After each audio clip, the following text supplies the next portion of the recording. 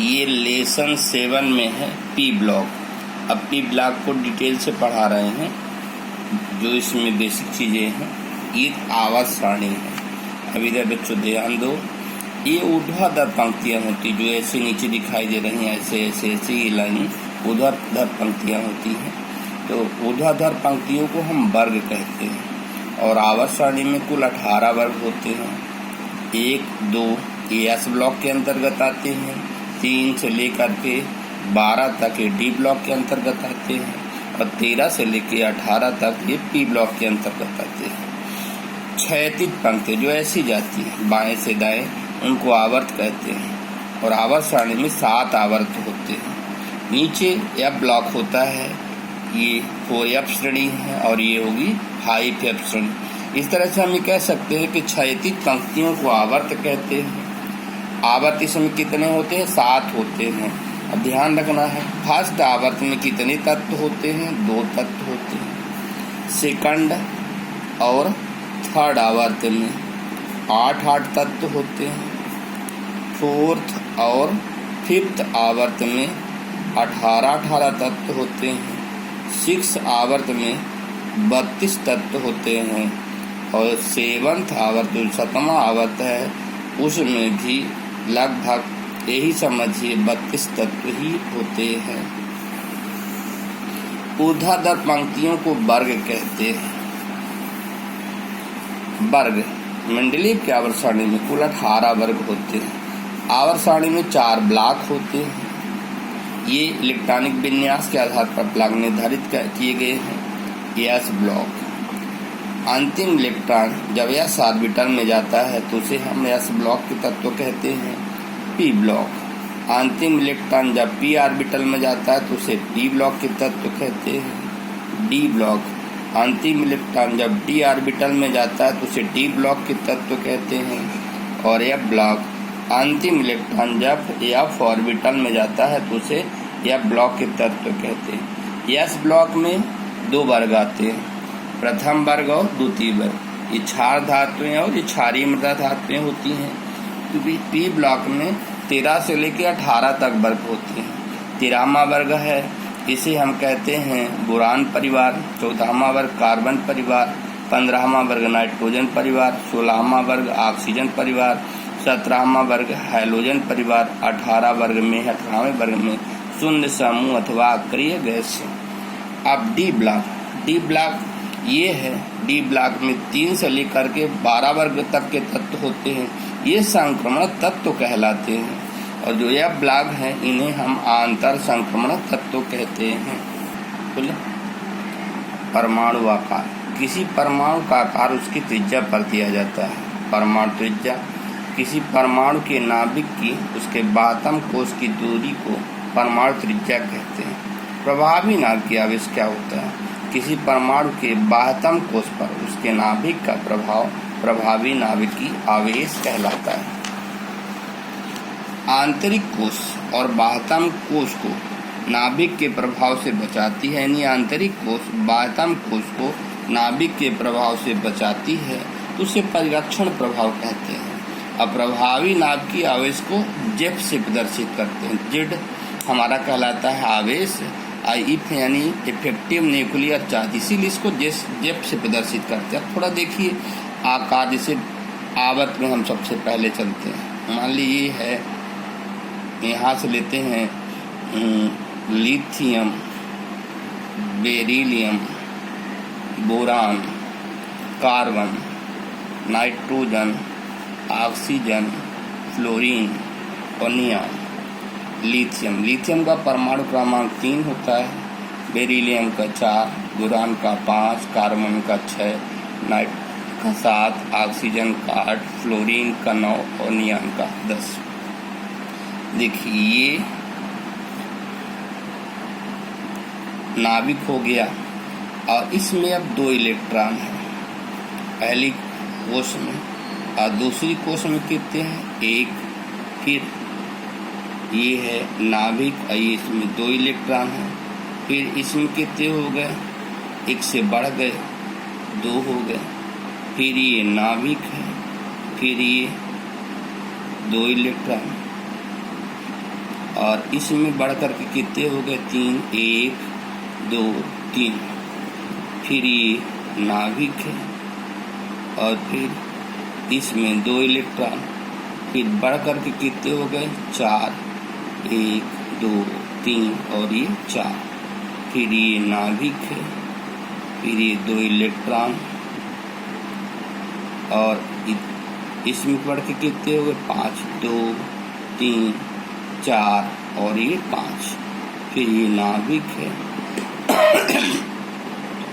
फिर इसमें 2 इलेक्ट्रॉन, फिर बढ़ के कितने हो गए 6, 1 2 3 4 5 6। फिर ये नाभिक है, फिर ये पहली कोश, इसमें 2 इलेक्ट्रॉन और बढ़ के कितने हो गए 1 2 3 4 5 6 और ये 7। फिर ये नाभिक है, फिर ये 2 इलेक्ट्रॉन और फिर इसमें 1 2 3 4 5 6 7 और 8। यानी स्थिति क्या हो रही है 2 1 2 2 2 3 2 4 2 5 2 6 2 7 और 2 8। अब बच्चों आप देख रहे हो कि कोश वही है, तो और कोश के साथ साथ कोश में इलेक्ट्रॉन की संख्या बढ़ रही है, नाभिक में प्रोटॉन की संख्या भी बढ़ रही है। तो जैसे जैसे इलेक्ट्रॉन की संख्या बढ़ती जाएगी और नाभिक में प्रोटॉन भी बढ़ता जाएगा तो प्रभावी नाभिकीय आवेश भी क्या होगा बढ़ता जाएगा, यानी जेफ बढ़ता जाएगा। और जब जेफ बढ़ेगा तो वह क्या करेगा, बाह्य कोश को नाभिक की ओर आकर्षित करेगा, जिससे हमारा आकार क्या होगा घटता जाएगा। इसका मतलब आवर्त में हम चलते हैं तो आकार क्या होता है घटता है सदैव। अब हम वर्ग में देखते हैं, जब वर्ग में देखते हैं तो सदैव क्या होता है, ये देखिए पहली, फिर दूसरी, फिर तीसरी, फिर चौथी, फिर पांचवी, यानी क्रमशः क्या हो रहा है कोषों की संख्या बढ़ रही है। अब कोषों की संख्या बढ़ेगी तो नाभिक से बाहर आउटर सेल की क्या होगी दूरी भी बढ़ेगी, और जैसे जैसे दूरी बढ़ती जाएगी वैसे वैसे आकार भी बढ़ता जाता है। यानी आवर्त में जब जाते हैं तो आकार घटता है, वर्ग में जाते हैं तो आकार क्या होता है बढ़ता है। अब यहाँ सोचना है कि जब हम बाएं से जाते हैं तो यहाँ पर जेफ यानी प्रभावी नाभिकीय आवेश क्या हो रहा बढ़ रहा है, इसलिए आकार घट रहा है। लेकिन जब यहाँ से यानी ऊपर से नीचे की ओर जाते हैं तो कोषों की संख्या बढ़ने के कारण जेफ क्या हो रहा है, जेफ यानी प्रभावी नाभिकीय आवेश घट रहा है, इसलिए आकार क्या हो रहा है बढ़ रहा है। तब हम ये कह सकते हैं कि जो हमारा जेफ है यानी जेफ ये परमाणु के आकार की क्या होता है अनुक्रमानुपाती यानी समानुपाती होता है। इसका मतलब है कि यदि जेफ कम होता है, जेफ यदि कम होता है तो परमाणु का आकार क्या होगा, आकार बढ़ेगा। और यदि जेफ बढ़ता है तो परमाणु का आकार क्या होगा घटता है। यानी जेफ यानी प्रभावी नाभिकीय आवेश परमाणु आकार के व्युत्क्रमानुपाती होता है। इसका मतलब है कि यदि जेफ कम होता है तो परमाणु का आकार बढ़ता है, और यदि जेफ बढ़ता है तो परमाणु का आकार घटता है। अब इसको हम देखते हैं वर्ग में, जैसे hydrogen, lithium, sodium, potassium, rubidium, caesium, francium, ये पहला वर्ग है। तो इसके अंतिम बाह्य कोश में यानी आउटर सेल में कितने इलेक्ट्रॉन होंगे 1s1, इसमें 2s1, 3s1, 4s1, 5s1, 6s1, 7s1। तो अब वर्ग में यदि हम जाते हैं तो जिफ क्या होता है बच्चों, सदैव घटता है। तो कोषों की संख्या क्या होती है, बढ़ती है। देख लो, ये पहली कोष है आउटर सेल, इसमें दूसरी, इसमें तीसरी, इसमें चौथी, इसमें पांचवी, छठवीं, इसमें सातवीं, यानी क्रमशः क्या हो रही है, बढ़ रही है। तो कोषों की संख्या जब बढ़ेगी तो परमाणु त्रिज्या भी क्या होगी, बढ़ेगी। अब ये हम कह सकते हैं कि कोषों की संख्या समानुपाती होती है परमाणु त्रिज्या के, और परमाणु त्रिज्या समानुपाती होती है परमाणु आकार के, और ये सब व्युत्क्रमानुपाती होते हैं किसके, जिफ के, यानी प्रभावी नाभिकीय आवेश के व्युत्क्रमानुपाती होते हैं। यदि प्रभावी नाभिकीय आवेश घट रहा है तो उस परमाणु आकार भी उस वर्ग का बढ़ेगा, परमाणु त्रिज्या भी बढ़ेगी और कोषों की संख्या भी बढ़ेगी। अब हम आवर्त की ओर देखते हैं। तो आवर्त में देखिए, boron, carbon, nitrogen, oxygen, fluorine.